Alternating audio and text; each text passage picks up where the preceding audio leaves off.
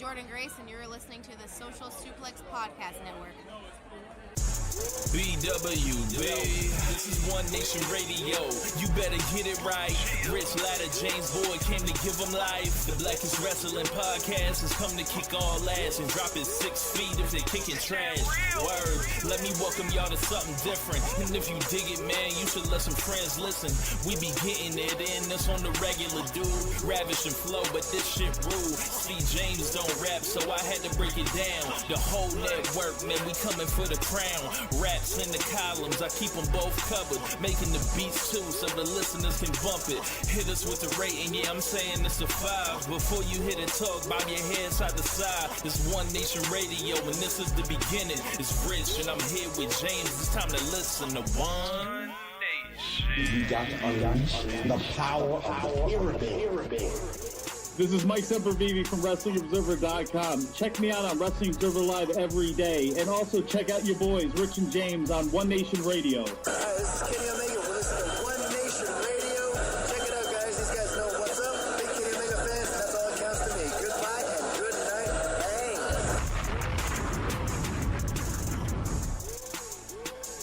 Bang. Welcome to the April 28th edition of One Nation Radio here on the Social Suplex Podcast Network. I'm your host, Rich Latta, here with my co-host, James Boyd. As always, James, what's going on, man?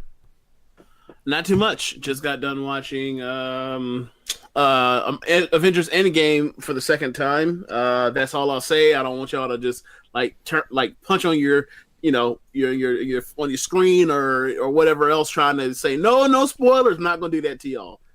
So we just move on from there. You should do a bonus spoiler show sometime this week for anybody that wants to listen. Yeah, I mean I could do that.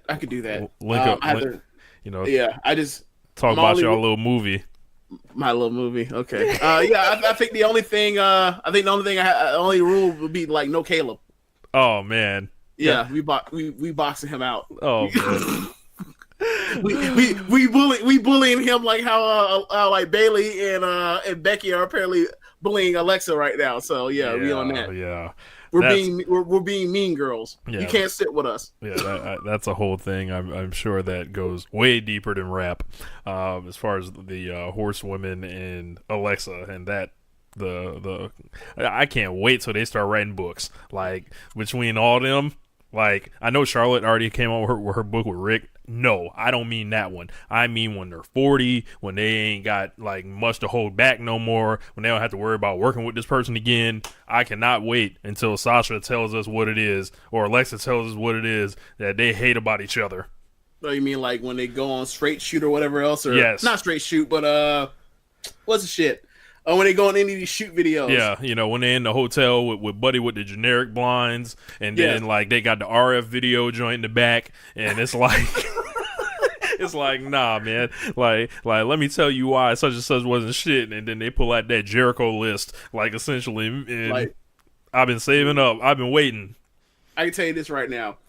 If you ask me, right, people talk about the Shield or whatever else about how more or less these people that either got them into wrestling or kept them into wrestling and this sort of thing, and how much they enjoy them.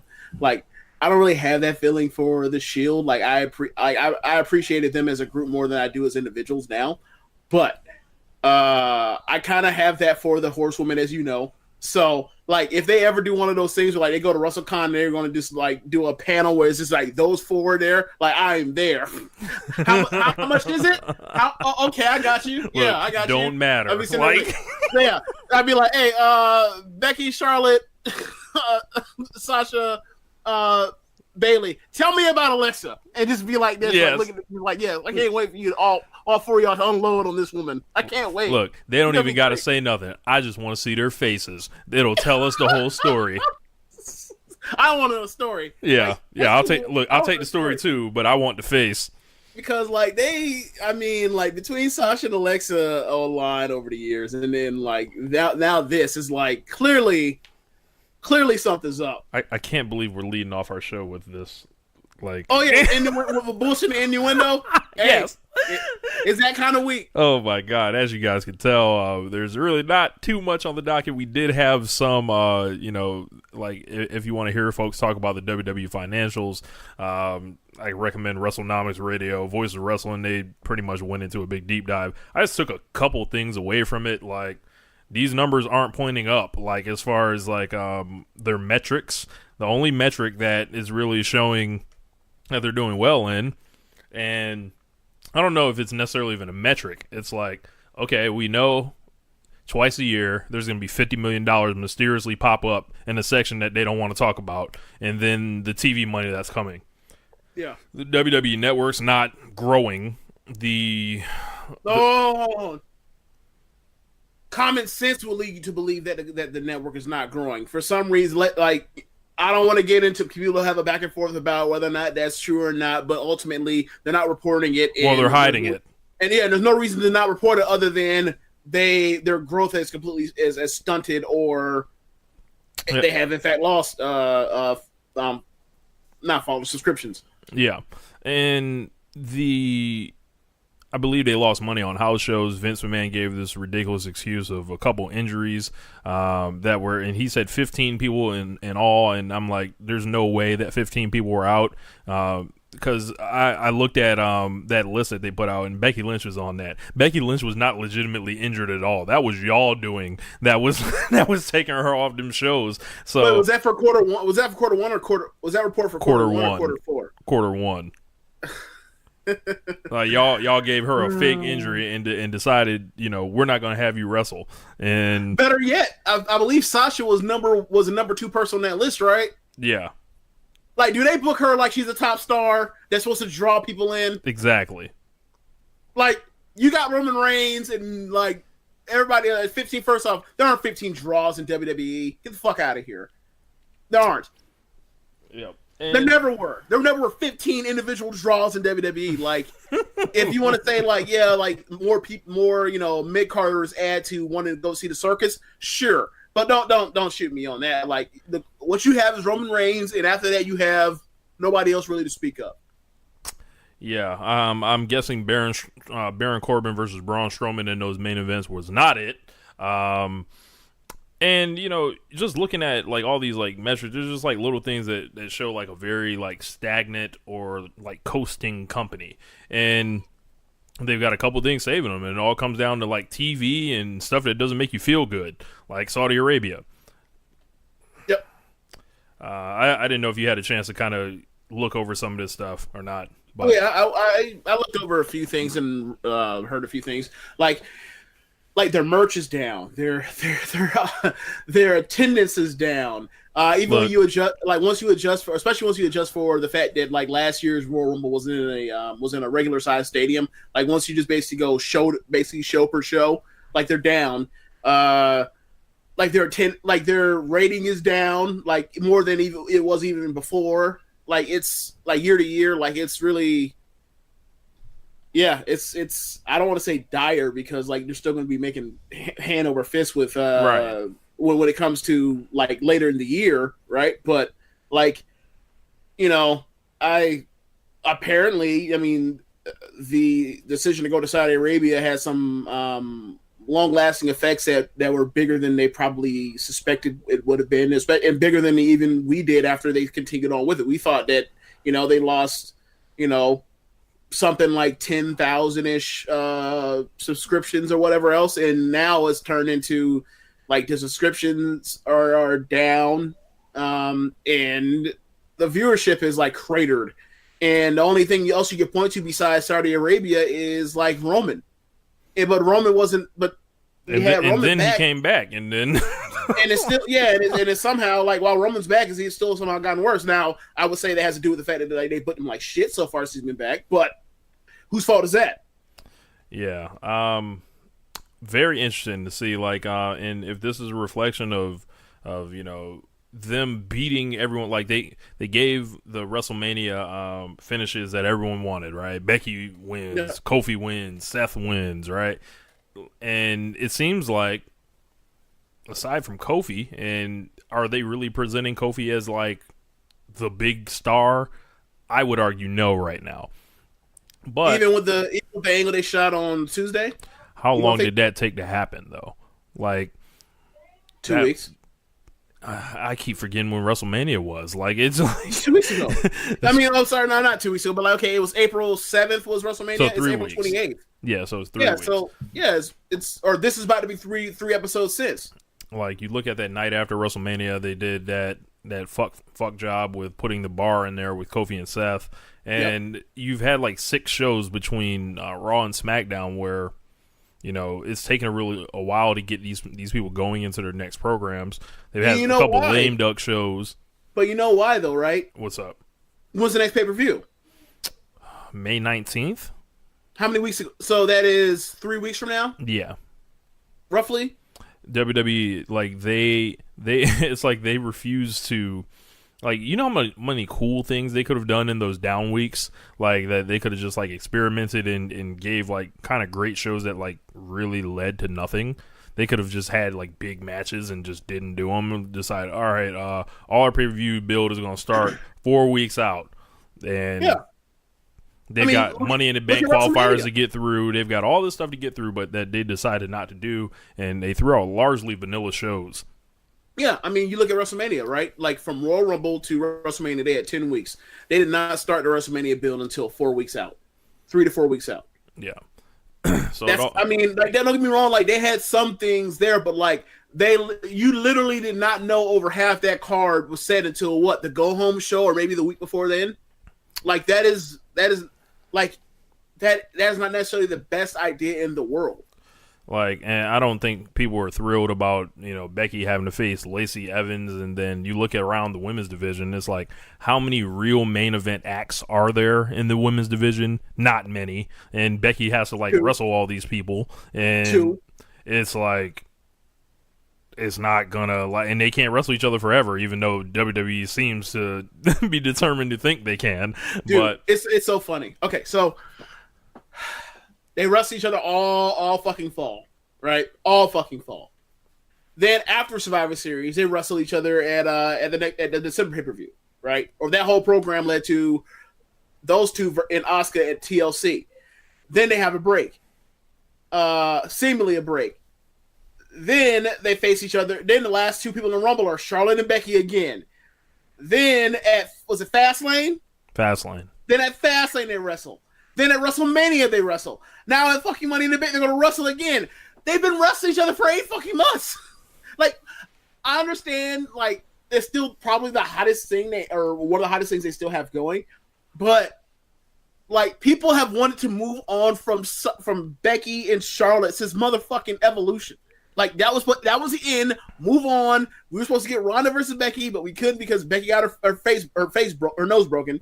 And then they took a week. They took 1 month off, and they've been back at each other ever since then. This whole entire thing, and it's like, I enjoy how much, like, when they're face to face with each other, they reach a level of animosity, and you feel the crowd pick up when, like, they're arguing, interrupting each other, and you feel like the real emotion of, like, or not the real emotion, but the emotion of feeling like these two people are sick to death of each other, and they just basically want to put each other away and be done with it.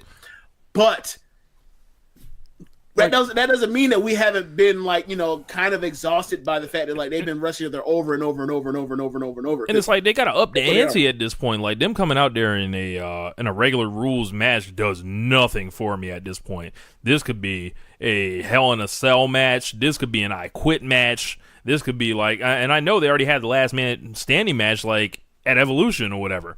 And an I Quit match would be cool, or a submission match would be cool because they both have submissions. Yeah, do something like that, but that would be cool. But I mean, we'll see. I mean, it's still time for them. There's still plenty of time for them to add that because, like you'd be like, what's next? Like, I mean, they could do 2 out of 3 falls. You know, and there's always stuff like that. But I mean,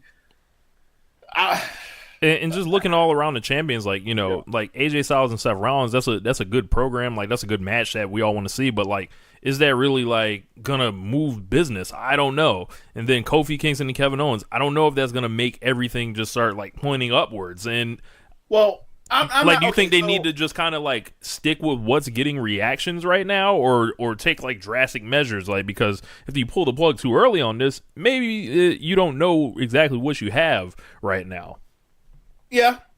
I would definitely say like you don't just change action because these are the three hottest things you have going right now. I would say you keep trying to keep trying to make it work and also while you do that, also try to get some other people elevated in the meantime until they're and try them when it's time, like like going into SummerSlam, that sort of thing. Or maybe even before then. But right now, if you kill any of them three off right now immediately, like what the fuck else better you got? Yeah, and I mean, I guess you can make the argument Roman Reigns, or you have Roman Reigns become the guy. Like you have Owens beat Kofi, then beat him, then take him off the table, and then you have Roman there, and then you make Owens another fucking proxy for the McMahons. But it's like, dude,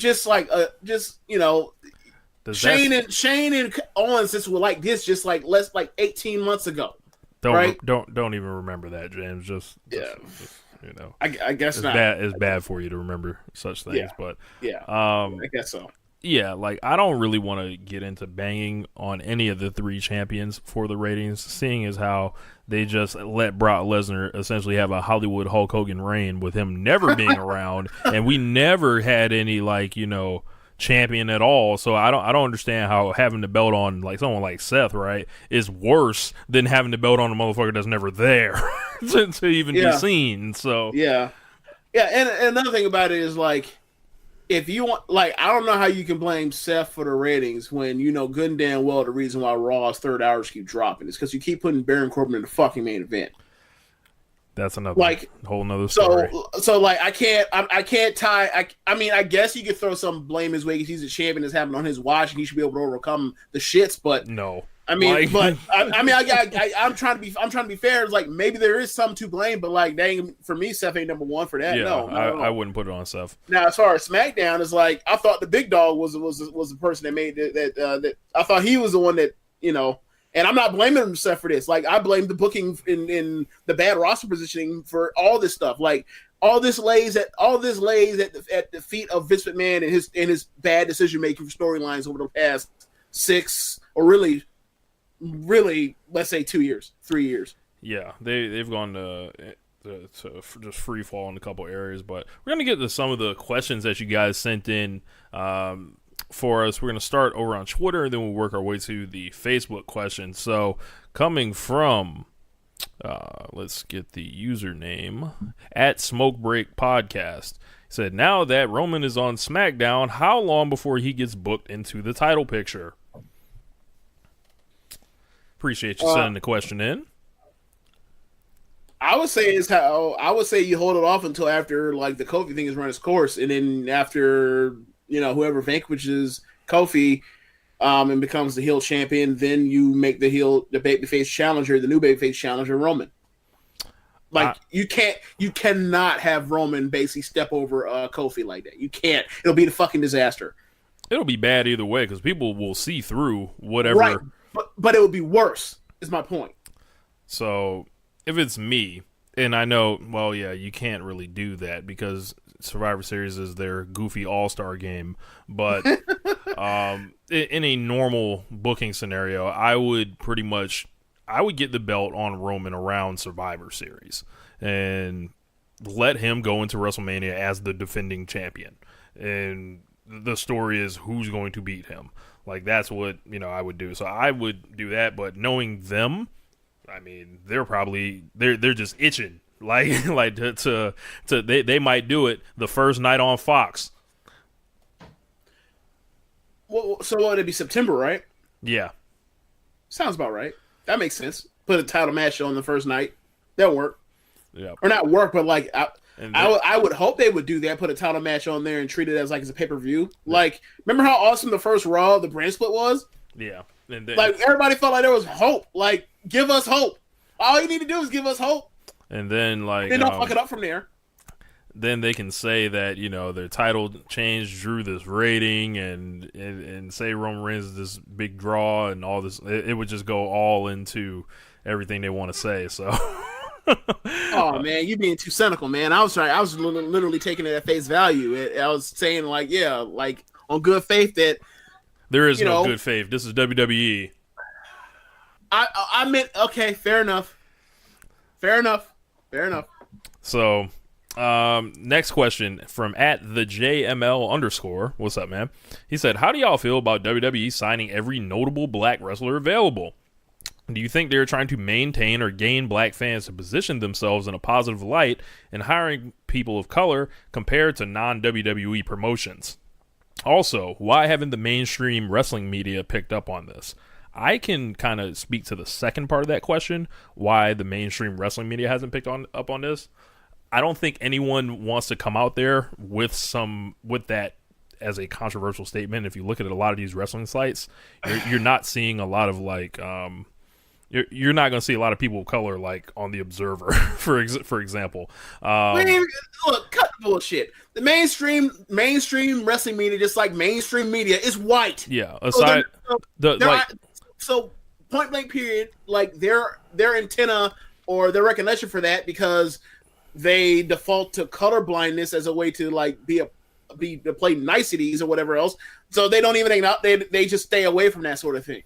Like Fightful, I can't say I know too many like brothers that do work for them. PW Torch though, Wade Keller does keep a nice stable of guys, Rich Fan and Seahawk and a couple other dudes in there, but as far as WWE signing every like notable black wrestler available, I think the only thing I can say to that is it's hard enough if you're a white wrestler to show up in like New Japan, right?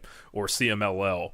Like if you add on being black on top of that, I think that probably gets even more difficult, and there are a lot less of you. So WWE is probably the best option, like for a lot of black wrestlers, like right now. Like, and then AEW is like coming into play, so there will be two like kind of places. Impact has a couple guys as well. I don't MLW when their contracts aren't written on toilet paper, right? I don't have a problem with WWE trying to do that. Like, they're not really going to gain clout with me, because ultimately is what you do with them to impress me. And Kofi Kingston's been around for 11 years. Like, it shouldn't have took that long. Like, no matter how you want to look at it, you want to say, oh, it added to the story. Yeah, it did. But like, there was another story to tell too that we didn't go with. So, I don't know, man. Like, what do you think about that one? So we're talking about Swerve, right? Yeah, I would assume him and Swerve and ACH. Yeah, those are the most recent guys to come in. Yeah, I mean, you have Keith Lee brought in, Sheldon Benjamin came back 2 years ago, roughly. Trying to think who else. They signed your boy. That was offensive tackle in NFL. They used to do straight shoot with R.B. Sitterson. Yeah, Brandon Williams. Yep, him or whatever. Ricochet. Yeah, and they brought in Stokely. Right? Yeah, Stokely. Yeah. So, like it seems that they're hiring more people from different backgrounds and ethnicities, and that's cool. Because ultimately, like, the job is how well can you wrestle / act / orate or give monologue or do dialogue. So like, yeah, like, you don't have to be white to do that. So you don't have to be white or a man or a white man to do that. So like, yeah, like, obviously, like, so like, I mean, another thing is like, always interested me is that, like, think of sports entertainment or whatever else, and then like you look at so much of sports in this country, and so many of the stars are charismatic black people, that it's like, why is this like but it's like literally like, you look at it's almost like an inverse, right? Yeah, this is something Bill Watts figured out in the 80s, by the way. Yeah. Maybe. Yeah, Jim Ross figured it out too by saying, "Hey, The Rock, Rocky, how about you watch some of these Deion Sanders interviews and then go from there?" So yeah, it's... Hey, you know how funny that is? They had that Miami dude acting like a Florida State dude. Well, if we go okay, like the thing about Dion, as a Florida State fan, one, he's from Fort Myers, so he already is from South Florida too, so right. So the thing is about that is like Dion is the ultimate Miami dude, except he didn't end up at Miami. He ended up at Florida State, and that's like the ultimate irony, and that's the reason why like so many Florida State fans like. I'm sure one day there will be a better football player to end up in Tallahassee than Deion Sanders, but we're not going to acknowledge him as he's better than Deion Sanders. Like, we just had Jameis Winston, and we still were like, he's number 2. So, it's just always, we had Dalvin Cook, Jalen Ramsey, whatever else. Like, we're still like, like Jameis, he's number 2. He won the Heisman, he's number 2. Won a national title. Yeah, undefeated. Yeah, all that. He's number 2. Had a game-winning touchdown. 14 seconds left. Yeah, he's number 2 because it's Dion. Like that's kind of anyway. I don't know how we got on. I know how we got back on it. Was The Rock. Like, that's how it ended up working out. I mean, so, but back to what we're talking about as far as like as far as like now there's no quota apparently. Yeah. It's. Like you watched NXT since Takeover New York, right? Yeah. You saw the new show open, right? I did, and I don't like it. Okay, well, it's just more rock music, whatever. But it's the double pedal bass rock or metal that I don't really like. But sound like that death metal. Like I don't. Double pedal, kill yourself. The double pedal, Slipknot does it. Like double pedal bass is the death metal. But that's climb aboard murder train shit, right? Yeah. So, yeah. But yeah, so you look there and you see like everybody walking up, and then you see like Bianca, you see EO and Kyrie, and you see I don't think Velveteen was in it, but like Velveteen's in some of the video packages or whatever else, right? Yeah. And I think Street Profits as well. You see these faces that aren't these non-white faces or whatever else, and then like you see like that, and then you look at the main roster and you see like as far as roster position, like it appears to be more people of color in more prominent positions on NXT and developmental than on the main roster, and you think like seeing how. Literally everybody at this point, except for like Randy Orton, is like a former NXTer at this point, seemingly. So you think like, all right, well, let's see what WWE looks like in 5 years. But I mean, if that's the case, then like, cool, bring more people in and everything else. But like, the history is still the history. That doesn't change anything. But it's a better step forward, right? From this point forward, and let's see what they do let's see what they do as far as building characters for people of color besides like their gimmick is their ethnicity. Yeah, because I would challenge you to tell me what the Street Profits gimmick is like. The Street Profits. No, like it's like, oh, they're so entertaining. Oh, it's another one. They love to have fun. Yeah, I thought. Oh my God! I thought the New Day was entertaining and loved to have fun. Man, I am dreading the Street Profits. Like Michael Cole getting his hands on Street Profit matches. Oh my God! And this Montez Ford, let me tell you, just look at him. Yeah. Just look at him go. Yeah, I mean, but like ultimately, like if you can beat Ricochet and they beat you with Bobby Roode, and it's like, look, man, like I'm pumping the brakes on enthusiasm. Yeah, and one can only look at Charlotte and Sasha Banks and the history of that rivalry. You tell me who was way more over at literally every point, and what decision WWE ultimately made.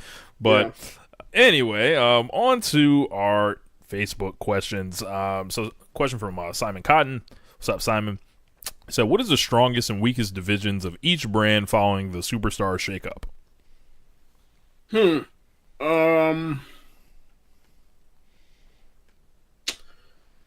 Yikes. So while you do that, they actually had like a kind of a good breakdown in the Observer of like the top faces, mid-level faces. I saw it. I mean, the immediate what comes to mind is that the SmackDown tag division is weak. Very weak. Yeah.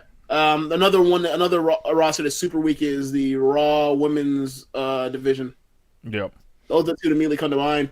Now, as far as like the deepest, I mean, I really like what they have on the SmackDown men's single side. What side? The SmackDown men's single side. So like the face side or the heel side? Oh, we're dividing it even beyond that into heels and baby faces? I thought we were just saying like men's singles, women's singles, tags, women's tags. Or men's tags, women's tags. This is for the interest because like I look at the SmackDown heels, right? And after Kevin Owens, trash. I don't want to see none of them have a match. Like maybe aside from Randy Orton. Like Lars, Orton, who else? Elias. Oh yeah. like I don't want to see none of them wrestle. I mean, but you know, there's also Daniel Bryan if he comes back or whatever the hell we find out what his situation is. Yeah, Daniel Bryan need to come back and say the album. That's what we need to do. Yeah. Like, dude, like that is what saved it. Daniel Bryan versus Roman Reigns. Like, yeah, you put him there to the forefront, you put him to the forefront, and you say run it. Like that will turn these ratings around. It will. More than anything else. I think it will. Like I think that one would be like, and you take the chains off, and you have Roman say, "Look, man, I'm tired of like my career being tied to you, essentially." Like, and it's good enough to where it's never been alluded to on TV, right? But everyone will know what the fuck he's talking about. Yep. And Daniel Bryan be like, "Look, man, the people chose me. Like, you know, don't hate the player, hate the game." Oh my god! Wow. I mean, there's a bunch of directions to take it from there, but like the immediate thing of like, there's immediate thing of what the meta reaction to both of them, both of their positions and careers since that Royal Rumble and that Fastlane match. Yeah, and also the fact that like both of them have missed time at different points. Like one for one because their career was over for one point, one was because another person was going to fight for their life. Like there's all that stuff there to play with. But do I trust them to play with it well? No, because look what they did with Charlotte, Becky, and Wanda just going to WrestleMania. Like, look, at this point, I'm almost like, don't do it at WrestleMania. Do it at SummerSlam or something. Yeah, then y'all not to be trusted when it comes to WrestleMania bills. It'd be too much pressure. You can change your mind. Yeah. That Ashley Banks need to make up your mind. Wow. I think the Raw's mid-card division is pretty good. I think you're talking about guys like Miz and Ray and Ricochet and Sami Zayn and Cesaro. Like I want to watch all of those guys wrestle. I don't Samoa Joe. Joe. Yep, he's their mid-card champion. And then I think it is you do have the triad of suck with Corbin, Lashley, and McIntyre together. Yes, you do. I don't enjoy that, but Strowman got to fight somebody, I guess. Yeah, that's true. But yeah, thank you for the question. And I think SmackDown has a lot of guys like on the bottom end, like that could be plucked. Like you can do something with Buddy Murphy and have him have great matches. Bro, they have Buddy Murphy, Mustafa Ali, Aleister Black, and Andrade. Like, yep, and Finn. What you say? And Finn, Gable, and Cruz. Yeah. They have tons of talent there. And it's a 2-hour show, so they can't fuck it up. Or it's harder for them to fuck it up. Yeah. So it will be interesting to see if Daniel Bryan can come back to that mix because, like, at 2 hours is golden. What do you make of this? I'm adding this, and this is not on the sheet. What do you make of this 3-hour nonsense that I'm hearing, James? It is a company trying to grab more money and it is a mistake knowing what is done to their ratings as far as Raw and SmackDown. Like, you watch Raw for 3 hours and you don't want to watch a 4th and 5th hour of wrestling 2 weeks or the next day. Now they're moving to Friday. Does that mean you want to watch 6 hours of wrestling when you only have like 100 and some less than 200 hours a week? You want to dedicate that to 6? You want to dedicate 6 of them to watching wrestling? I don't think it's a good idea. Yeah, I don't think anyone wants to really spend their Friday night from 8 to 11, I guess in theory, watching wrestling like every week consistently. Now there are some that will just do it, but it doesn't seem like a good idea. And I think it would kill off a lot of like the main event that SmackDown has in this area of more is more, or in this era of more is more, content. Like, being 2 hours has been SmackDown's biggest strength, even through some of the horridness that's going on there in years like 2017. Like, oh, at least it's only 2 hours. Like, so. Yep. I think of it like this, right? There's 168 hours in a week, right? Uh-huh. So if you say you take 8 hours of sleep away, that leaves 112 hours of being awake time, right? Yep. So people go to work, right? Right. All right, so let's just divide that in half. So and then you got to drive to work. No, let's leave it at that. Basically, when you are not asleep or at work, you have basically 56 hours a week of your life. That don't include getting ready. That don't include commuting. That don't include eating. That. So what you're saying is, for people, what they're asking you to do is to spend out of your 56 hours a week, to spend 6 of them watching wrestling, at minimum. What is this? Because when there's pay-per-view, then that 6 turns into 10, or if it's WrestleMania, 11 and a half. Yeah. And if you watch NXT or 205 Live, that's 2 more. Like, yeah, or NXT UK. Yeah. So yeah, like, they're asking a lot. And the rate of, or sorry, the steep price of being able to, the entry point for getting into WWE is so high anyway, because there's a 3-hour show, then that has half the roster, then the other half has a 5-hour show, or sorry, a 2-hour show, and then once a month they have a 4-hour pay-per-view that like has all the shit you really want to watch. So like, you're making it harder and harder and harder to get new fans, while your demographics are already skewed towards median age as old as fucking baseball or older. Like, when are you going to get these new fans to stick around? And then when most people talk about their fandom, they talk about how they don't watch, they watch on YouTube or whatever else. And it's like, okay, so eventually it's going to reach a tipping point to where there aren't going to be enough viewers, and then people won't be able to watch on motherfucking YouTube anymore, because they'll be canceled on FS1 or move to FS1 and have to scramble around and try to find a new TV deal. So let's not do that.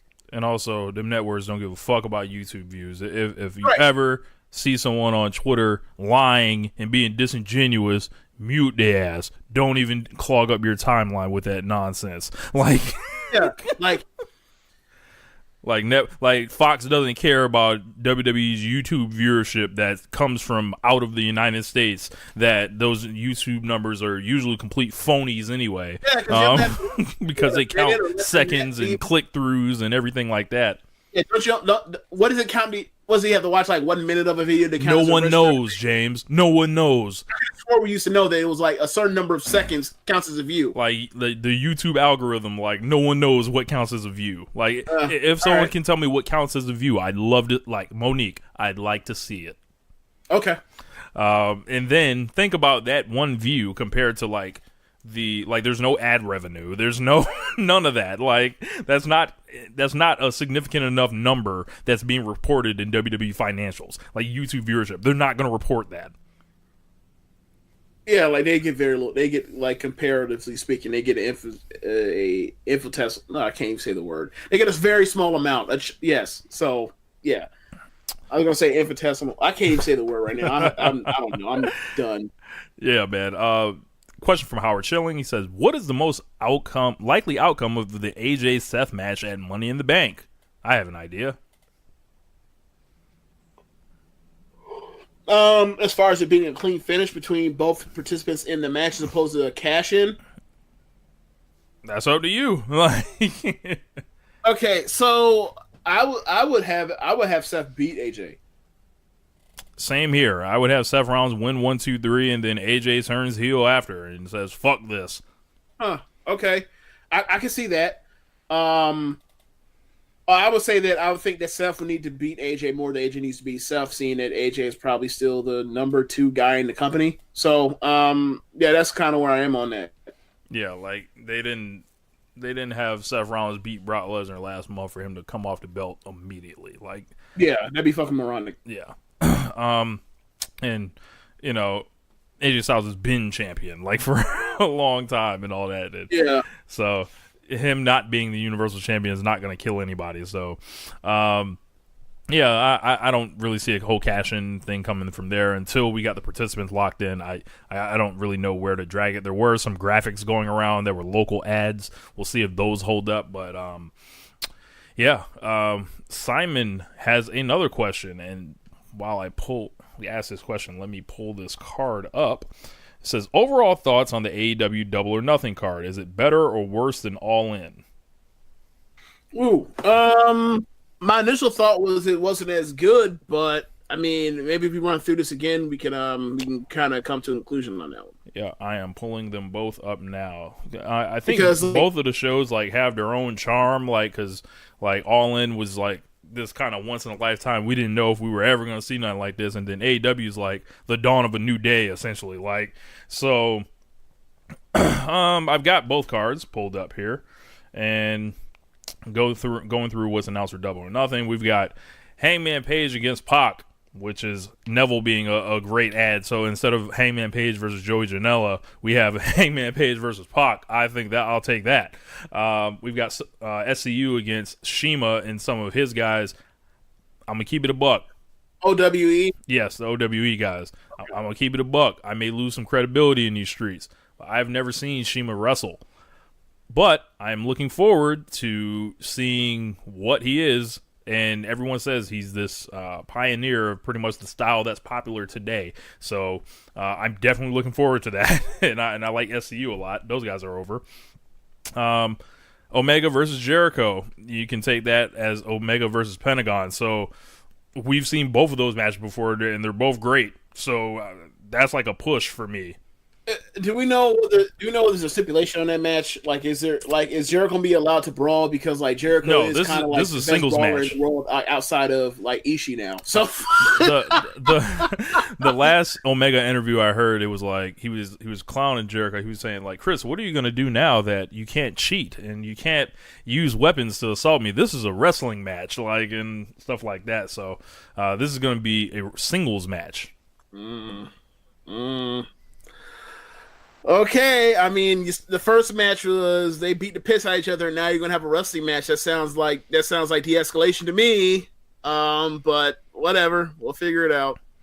So on that one, I would think these guys Omega's been rested up, and that man's probably itching to wrestle. So I wouldn't bet against them on that.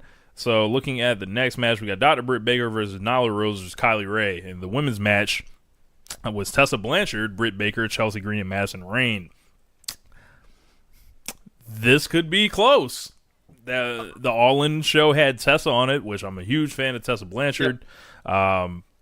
Britt Baker, we got to see her at Shimmer over WrestleMania weekend. I've seen clips of Nyla Rose and Kylie Ray's like very interesting as far as like being Bayley for adults, essentially. And I don't know. That one could be close too. Like I like both of the matches. Yeah, it could be close. I'm like I don't see a. I mean, I know Pac and Paige are supposed to be like the Marty and Okada thing, but like it's. Look, I think that Adam Page is really good, but like. He's not necessarily a guarantee. Say it with your chest. There ain't no guarantee you'll get 4.5 stars out of him in a big match. I don't give a damn if it's Neville or Pac, sorry, whatever you want to call him. Yeah, I would agree with that. But I would say it's a guarantee he's going to be 4 star. Yeah, I would say him with elite guys, he's never looked out of place. Like and by elite level guys, like, I've seen him wrestle with Bushi, and he was like fine. Like, yeah, I would expect this one to be really good. I think this one could compete with that. I think it's going to be a great match. I think it's going to be 4 stars. Do I think? But like, I don't think it'd be necessarily the smartest idea to think you're going to immediately expect something higher than that. Right. That's all. Then we've got Cody and Dustin with their match as compared to like Cody versus Nick Aldis for the NWA World Heavyweight Championship. That match went about as well as it could go, even with the shenanigans towards the end. Yeah, and I feel like all the familiar, all the run-ins and crazy near falls and just copious amounts of just story are going to happen in this match. So I don't see any reason this couldn't hit that level, but maybe all this is a little bit, superior in the ring than Goldust at this stage. Possibly. And they got the Over the Budget Battle Royal. Looks like that one is kind of a primary feature of this one. I don't know if this one's going to be able to touch that Over the Budget Battle Royal, where they had a lot of people were calling that one of the greatest battle royals ever. Flip Gordon won, and by throwing out Bully Ray, of course, they had Jordan Grace and Brian Cage having that big spot. I got a question. Yeah. So, like, was this Flip Gordon injury thing, like, was that just a work? Sounds like it. Because, like, the one thing was like, okay, he's coming to MSG and he's gonna do the brawling shit or whatever. Okay, I can see that. But like, he's gonna be in Best Super Juniors, right? Yes. Yeah. So it's like that has to be a work. Yeah, that's what I'm taking it as. Okay. And then you've got the Bucks against the Lucha Bros, as compared to the Bucks against the Bucks and Ibushi against Bandito, Phoenix, and Ray in an 11-minute sprint. Now, Young Bucks tag team matches are an experience amongst themselves. Lucha Bros, they ain't coming here to fuck around. If you've seen Phoenix, if you've seen Pentagon, of course, that match, the 6-man, that was about as electric as you can get for 10 minutes straight. I don't know, man. This just overall, it looks like it's just it's a page out of another book, or excuse me, a page out of the same book. Sorry. Yeah. I would say that there's also like a low risk of there being shenanigans like Adam Page and freaking Janela that leads to Joey Ryan coming out with dick druids. So yes. So just by that that being off the table, that's also an upgrade for this coming show. Yeah. Yeah, and I don't see like a Matt Cross MJF match. There's no like Stephen Amell match, even though Stephen Amell tried really hard. I forgot about that match. Yes. That was the opener, wasn't it? The MJF match was the opener. Daniels and Amell was the second. That's the second match. That's right. Daniels and Amell, like the dude tried really hard. Like he was just blowed up, like Emmett Smith would say. Blowed up. Oh my god. And then the Jay Lethal and Flip Gordon match, I mean, you can take it or leave it on that one. You ain't like Black Machismo? It didn't quite curl. Like, it wasn't a great match, it was just a good match. It was just cool. Like, I think these guys are going to have something to prove because, they had a lot to prove going into All In, and I think it's only gotten more, like they've only gotten more motivation to stick it to people. Like if you follow being the elite, like the stakes are high for this t-shirt company. Yeah. So I wouldn't bet against those guys because I just wouldn't do it. So I think it's going to be a really good show. But when my thing is like, well, I remember last year going into or coming out of All In, I felt like in a lot of years this would have been the best paper. This would have been the best show of the year in a lot of years. But like they have fucking done Taku and takeovers are insane now. So like like let's say 4 years ago, like that could have like got a lot of votes for show of the year. Now it's just like it'll be like the best show of the month probably. Right? So let's talk about a question from Dre Sosa. He says, at this point, does it even matter if Sasha leaves? I'd love to know the context of that question. Like, it doesn't matter that she's not a prominent feature. Like, can she be replaced? I mean, you're talking about one of the 5 best women to ever enter this company, right? Yep. You're talking about Sasha, who has a larger social media following than just about every other woman out there, right? Not just about every other woman that's not like that's actually on the main roster working today. We've talked about Sasha extensively over the last couple of weeks on this show, and yeah, you know, I think it's a huge loss, but WWE is built in a way like they can lose anyone. Like, and I take it back to like when we talked about Roman Reigns last week, when I was like, you know, do you feel like Roman can't really like speak up for himself like that, because he essentially saw a whole WrestleMania build come and go without him, and he essentially contributed next to nothing with that McIntyre feud. So, and I don't know if the show was necessarily like weaker like with that or without that. So like they could have left that shit off, like, and like there would have been no difference. In one case, it doesn't matter if she leaves, and then in another case, it matters a whole lot because of what Sasha represents. Yeah, it's the same. In a similar fashion to them not wanting Dean Ambrose to go, they should feel the same way about not wanting Sasha Banks to go. They should more. Well, my thing is like if one leaves, then like the whole set is done. Like all the stuff you can do as far as like the eventual like they are a faction. Like they haven't done that yet. They just talked about it and like the potential of there being like, you know, a year or two now, or whenever the hell like Ronda comes back, and like whenever the hell they decide to actually let Shayna like be on the main roster to actually like, you know, make some money, because she would immediately be one of the top women on the roster on the main card. Like, yeah, like that would be there for like horsewomen versus MMA horsewomen, and that'd be great.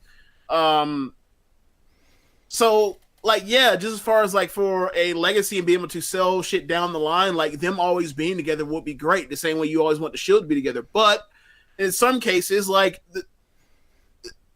people get creatively frustrated, and like Sasha said, or Sasha is more or less saying, I don't want to put words in Sasha's mouth, but it appears to me that Sasha is fed up and tired of being fucked with over like she. You know, like her career has been put on hold for 2 whole years, or let's say close to 2 years. We thought we were getting back on track with this tag shit, and they immediately say, "Nah, never mind. We're going to take those off of you, and then we're going to split you up and make you singles again." And it's like, yeah, sure. One will be led to believe that that Sasha will have a prominent role because of the lack of depth on the singles women's side on Raw. But that's just not guaranteed. Like that's just not a guarantee, because they like to do shit like push Carmella sometimes, or they like to do shit like, you know, like give Natty another turn as a champion on SmackDown, or like push Alexa Bliss over and over and over again, or make Charlotte. Or push Charlotte push Charlotte super hard while not ever letting her win on TV. So like, there's always, you know, like, what is it? Sasha, like Bayley and Asuka this last month or so are like her only win since fucking November. So, and she got main event off that in WrestleMania. So go figure. Amazing. So like it's like these things keep happening to her, and you keep wondering why. Like, and if it's about attitude, it's like, all right, you want to talk about people having shitty attitudes, then let's go back to who everyone says is their favorite wrestler of all time in this fucking company. He had plenty of attitude. He didn't want to do fucking jobs. Ever. He handed belts over. Like, you can't, if you want to say, yeah, that's a different era in Blase Squad about, you know, the culture has changed in the locker room, and like obviously look, maybe the culture matters. Maybe the culture needs to change back, James. No, the whole thing, my thing is that. My thing is like, that's cool, but you can't be out here talking about motherfuckers trying to grab brass rings, this and the third, and then like not want to push Cesaro because he speaks with an accent. Like, miss with that bullshit. Everyone's out here trying hard. You just aren't good at making these people work for whatever reason. Why, I don't know. Yeah, you meaning Vince. Yes. And yeah, like maybe the culture should change back. Maybe we should have some wrestlers with some more pride to be like, I'm not laying down for that. I'm not doing that. Like, but the only thing is, like, you know, it hasn't ever been able to be this way in 20 years, and I'm so glad that it is now. What if Roman Reigns was like, y'all want me to feud with Shane McMahon? Why? I'm not sure. Like change it, fix it. Like, I'm not showing up until you do. Like, the thing for me is, like, we've heard stuff about how, like, the Shield has said that, like, you know, they wanted us to, like, lose to so and so. We kind of got it kiboshed, or we were supposed to break up at a certain time. We got it held off at a certain point, right? And then it was a perfect time for them to break up at that point because, like, because at that point you have Daniel Bryan's going, no CM Punk. Somebody has to fill that power vacuum, and then we get Hill. Rollins with Dean chasing them, and we have Solo Reigns, and they fucked up Solo Reigns. But that made sense, like, for them to break up at that time, and that's why they decided to go along with it. But, like, they were together and they held their own. When meanwhile, like, we haven't heard nothing like that since then. Yeah, about people basically saying, no, you're not booking me, you're not doing this. This makes some fucking sense, Vince. Yeah. So just a point of reference, it looks like All In had 6 matches that had 4 stars or better. So yikes. Yeah, that's a high bar. So double or nothing, go get it. So, after that, Nicholas Guerrero, a question from him. What's up, Nick? Longtime listener of the show. Says, who do you think wins each of the Money in the Bank briefcases? I guess between the men's and women's. Do you know what's on the men's roster? So, according to that graphic, I believe I saw Ricochet, Andrade, Aleister Black, Drew McIntyre, Lars, and one other guy that could work, but I can't remember who it is. I mean, so McIntyre, right? I would think it would be McIntyre. Yeah. And then you, like, swerve us by having McIntyre cash in on Kofi. Oh, that would fucking suck. Yeah, they'd piss me off. At least it would make something make sense. Be like, oh, why the fuck was he showing up on SmackDown when he even ended up on SmackDown? Why have you been protecting this person, and he didn't even have a title shot? He has yet to have a title shot. In fact, he just had his first fucking pay-per-view singles match, right, at WrestleMania, after being up for a whole year. That's great. They really have to figure out why they need to come to a decision on, like, why do we slow roll these fucking NXTers? Like, I remember looking on a list as far as someone making some smart ass joke about, like, complaining. Well, people were complaining about, like, how they handle NXTers, and then people were saying, like, look at all the WrestleMania. There's former NXTers up and down lists, and it's like Cesaro was the last guy. Sorry. Okay. Yeah. So, and they were saying, like, and I've seen people say, like, you know, look at the roster up and down NXTers, and you're like, no, man, like, look at that WrestleMania card on the main roster, and there are like 6 people from that debuted on the main roster from NXT in the last 2 years. All those people, only 6 people made it on the fucking card, and none of them had a singles match except for McIntyre. Like, this is a problem. Yeah. So,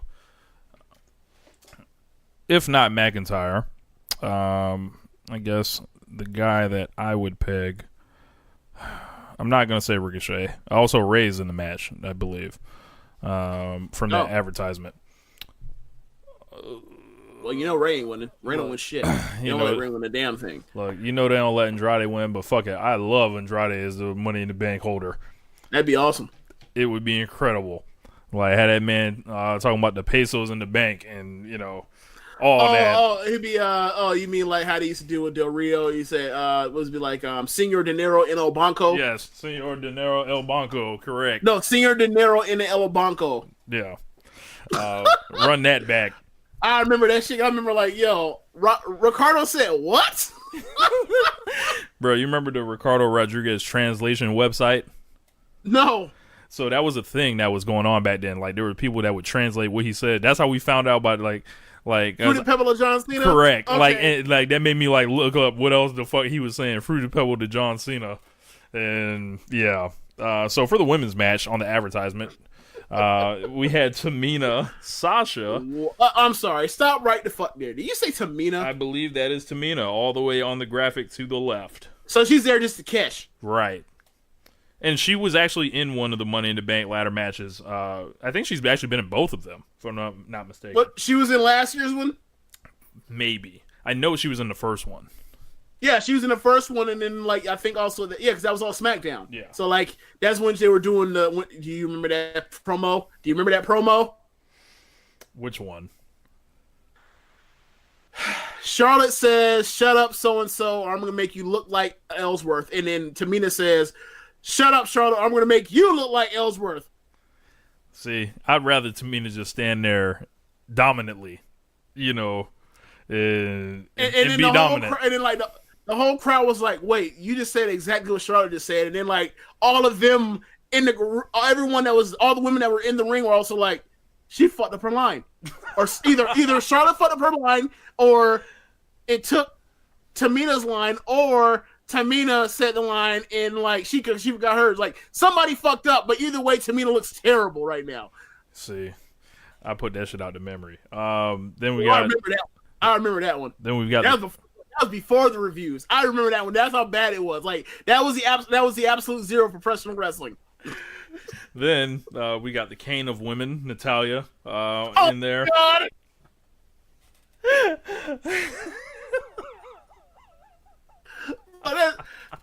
You wildin', bro. You wildin'. That's too much, bro. You ain't got to do that. It's not. It wouldn't be a ladder match without Naomi. Naomi's on there. Bailey is on there. Is Ember in it? Yes. Carmella and Sonya Deville. Shocked. I don't see Mandy Rose on there. Really? No Mandy Rose on there, but keep in mind. No Alexa Bliss. No Alexa Bliss, which is like insane because I'm like terrified of Alexa Bliss having. Rich. Yeah. I don't believe it. I don't either.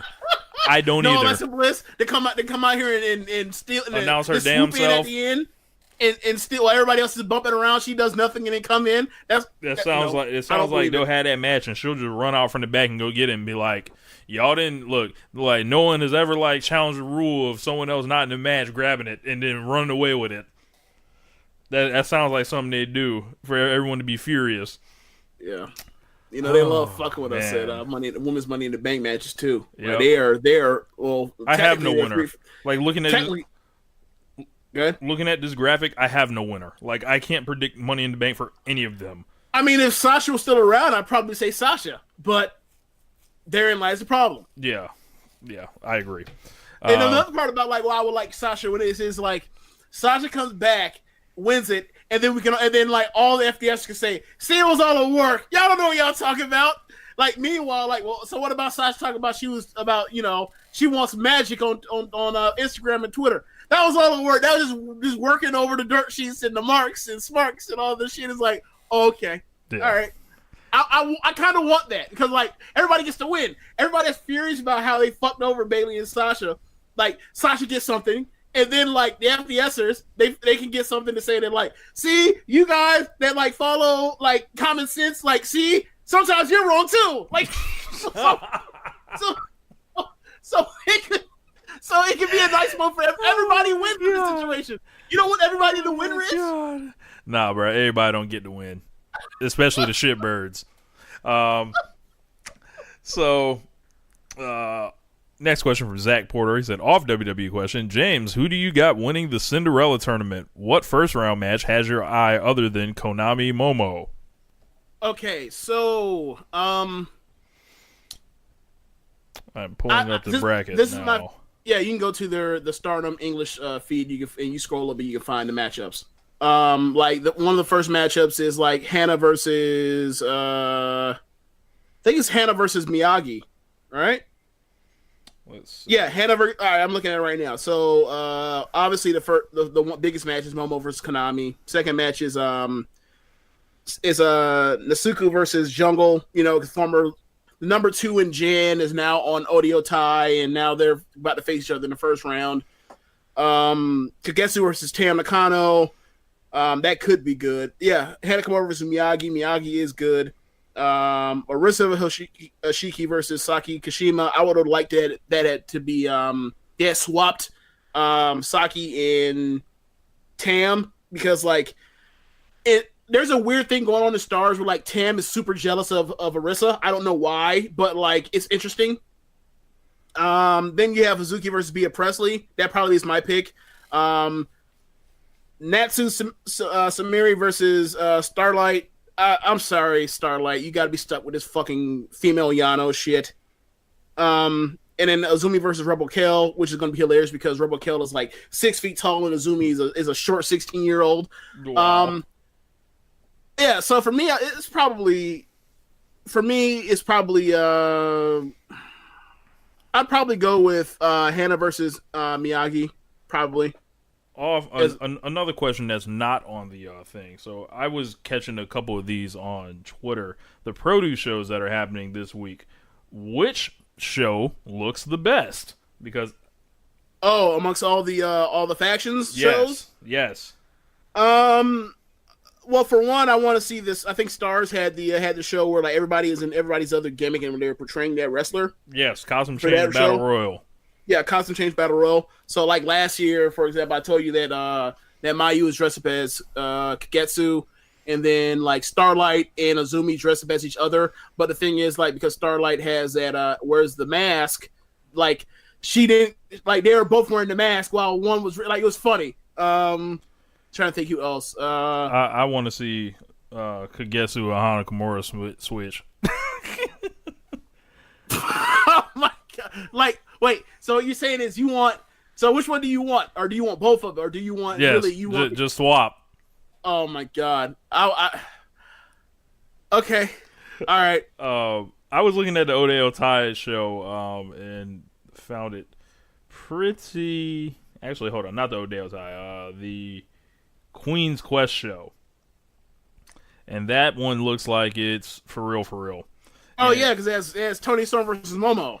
Yeah, like, and then Kagetsu and Bea Priestley. Yep. And Azumi versus Hannah. Yeah, you're right. And then like the 3-way with the sisters. Yep. So yeah, that would be cool. You're right. That Queen Quest is probably the best show. Shocker, right? Like the best stable of workers come up with the best show. Incredible. Yeah.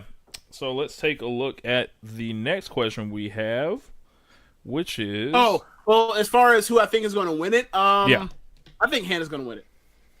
What is I would have Hannah win it. What does the winner get? They get a title shot at the Kurikan Hall show, I believe. Gotcha. Question from Joe Saba. All these Sami Zayn promos are great and all, but they have just been promos. No feud, matches, etc. Who does he feud with first? Hell, I don't even know if WWE knows.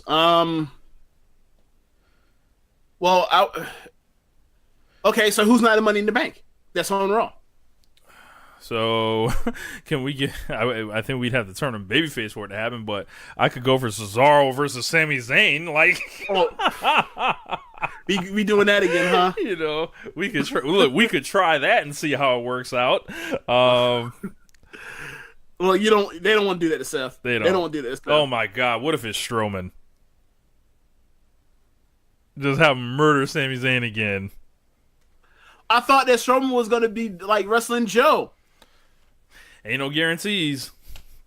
That's true. I'm trying to think, like, who would be a babyface for him to fight that's not in Money in the Bank and also not in the top title match right now? It looks like The Miz or Braun Strowman. I could see Miz. I could see... I'd like it to be Ricochet. Ricochet, maybe? I'd like it to be Ricochet. Yeah. No, Ricochet's in Money in the Bank. So Yeah, true. Yeah. Who else? I mean, they wouldn't put Cedric Alexander on pay-per-view because, of course not. They're not doing that. It'd be nice. They have a kick-ass match, but that's not what WWE concern is. The main roster, anyway. Yeah, so... It looks like Strowman or Miz. I think The Miz would be the top pick, right? I think The Miz would be the top pick. Yeah, like, because, Miz is a good guy now, and he's amongst the people, and he's like, he's taking a lot of abuse from the people, but he sees their, what they offer and how important these people are, and it's people like Sami Zayn that are the problem, that I can hear it now. And our last question that was submitted was from our boy Muzza. He says, will Becky Lynch leave Money in the Bank with both belts? And if not, which belt does she lose? I believe she's going to be on Raw as a Raw champion. I believe she's going to beat Lacey, and then she's going to... how I would do it is I would have her beat Lacey first, then she faces Charlotte, and then Charlotte beats her, and then they're away from each other for a whole year, and like you give Charlotte something, you try to get that like started again, and she's the top champion, and someone else come knock her off, and like you have that person that chases her down in the long run be Bayley on the SmackDown. My answer would have been Asuka, but like they made her a tag team. Yeah, if they did that, I think a solid strategy would be to give Charlotte a win now. Survivor Series are both still champions. Becky, they're going to be champion for that long? Look, both of them? If it was my company, they would be, but... so... Well, I mean, shit, right? Let's do this. Let's go back, since we're just getting past WrestleMania 35. You walk out of WrestleMania 34, the two biggest stars in the company were Charlotte and Ronda. They beat Charlotte 2 fucking days later with motherfucking Carmella and made her the champion. So... Yeah, I don't know. Like... fantasy booking this company is like fool's errand. Keep 2 women strong for a long period of time. When does that ever happen?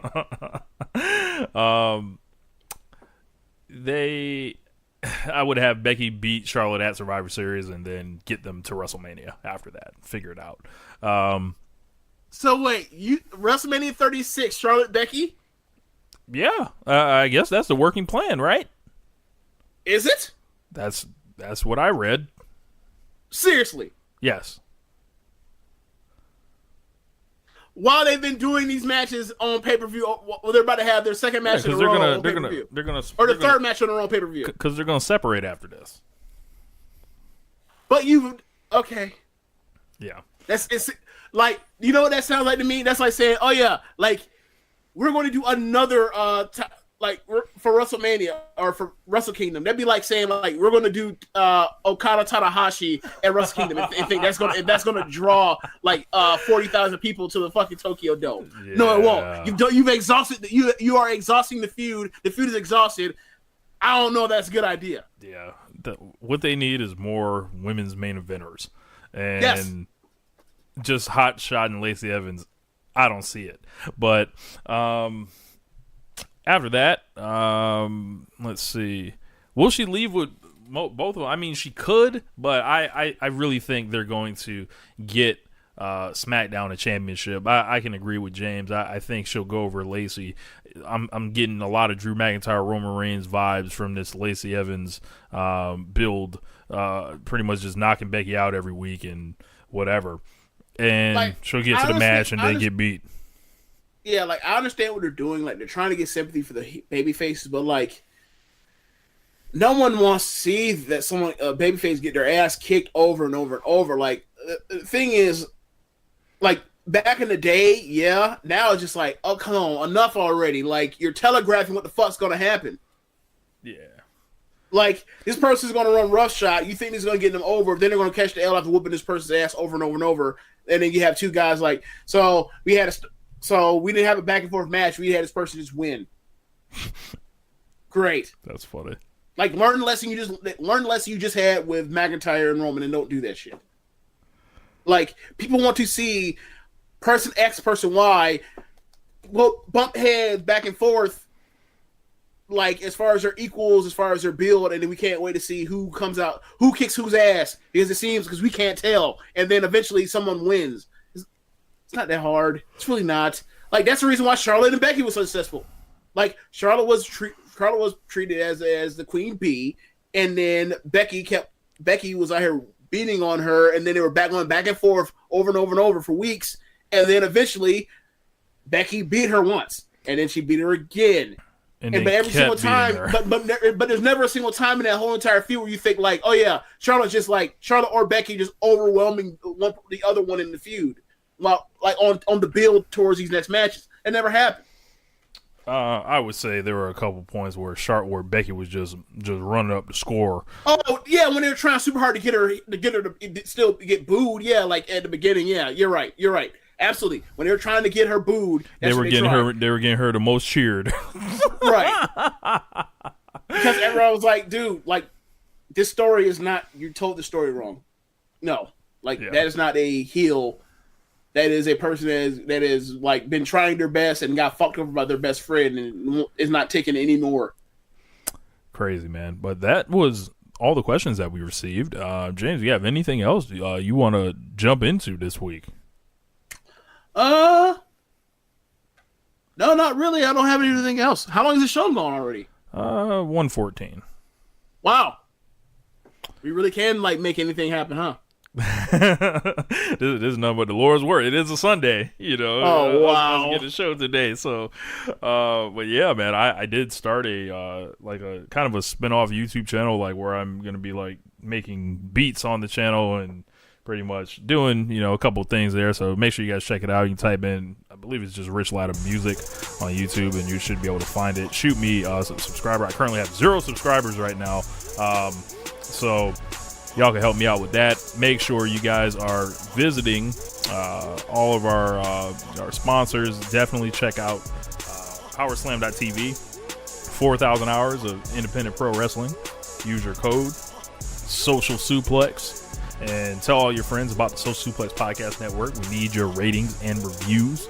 Go to prowrestlingtees.com/Social Suplex and get yourself a One Nation Radio shirt. Get yourself a Keeping It Strong style shirt. Get yourself a Ricky and Clive show shirt. Get yourself the logo shirt too. We want you to wear all of them at once, and then you might be a little hot, but you are covered. Make sure also you go to our Patreon, patreon.com/One Nation Radio. You can get in on the $1 tier, and that'll get you the last Goldberg episode, number 6. I pretty much snapped. Jerry Flynn versus Goldberg was excellent. This was their second match that they had, and it was like this shit was out of a time machine. So you can jump in on the $1 tier if you like it. Jump up to the $5 tier. That'll get you the rest of the Goldberg shows. Make sure you guys are always locking in on the network. Sundays, of course, with us, One Nation Radio. Monday night, Tuesday morning, you got Keeping It Strong style coming at you. You got Grown Men Watch This Shit. You got the Ricky and Clive Wrestling Show. You got NXT Then Now Forever, and you got All Things Elite. So, yeah, man, that's pretty much the run sheet. So we are going to get the fuck up out of here. So we are out of here. So for James, this is Rich. We out. Peace. Later.